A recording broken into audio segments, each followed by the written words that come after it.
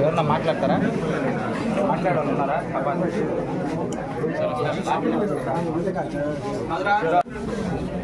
Majority ఇచ్చి నన్ను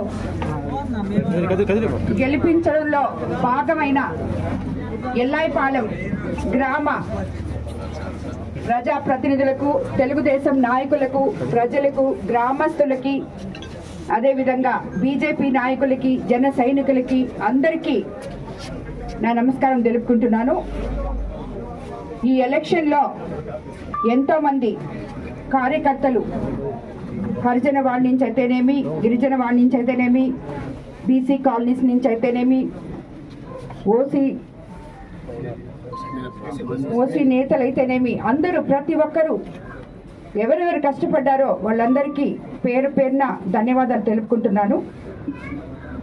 ముఖ్యంగా ఎల్లాపాలెం తెలుగుదేశం నాయకులు నన్ను చాలా రోజుల నుంచి గెలిచినప్పటి నుంచి ఇక్కడికి విజయోత్సవ సభకి రమ్మని చెప్పి అడుగుతున్నారు. మా ఊరికి రాండి మేడం, మా ఊరికి రాండి అని. కానీ విజయోత్సవ సభ కన్నా ప్రజల సమస్యలు తెలుసుకోవడం ముఖ్యమని ఈరోజు నేను ఈ ఎల్లాయిపాలెం గ్రామానికి సచివాలయానికి వచ్చి ఇక్కడ సచివాలయ సిబ్బందితో కొంచెం సేపు వాళ్ళతో ఇక్కడ ఉన్న సమస్యల మీద చర్చించి ప్రజలకి ఏం కావాలో అవన్నీ తప్పకుండా చూడాలి అని చెప్పి వాళ్ళని కోరడం జరిగింది.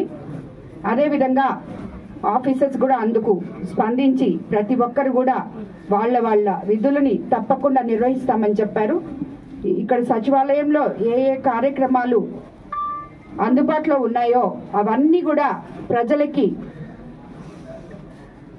తారతమ్యం లేకుండా వాళ్ళకి ఏమైతే హక్కులు ఉన్నాయో అవన్నీ, ఏమైతే అవసరాలు ఉన్నాయో తీర్చడానికే సచివాలయాలు ఇక్కడ ఉన్నాయి, సిబ్బంది ఇక్కడ ఉన్నారు, అదేవిధంగా నాయకులు కూడా ఉన్నారు.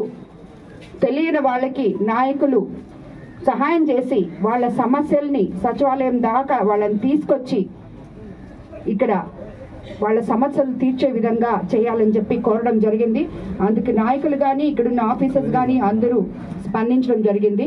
కాబట్టి ఎల్లాయిపాలెం గ్రామ ప్రజలకి ఎటువంటి సమస్యలున్నా తప్పకుండా తీరుస్తామని చెప్పి అన్ని ఒకటొకటిగా తీరుస్తూ ఇప్పుడు చాలా మంది అర్జీలు ఇవ్వడం జరిగింది. ఇక్కడ వాటికన్నిటికి కూడా సమాధానాలు ఇవ్వడం జరిగింది.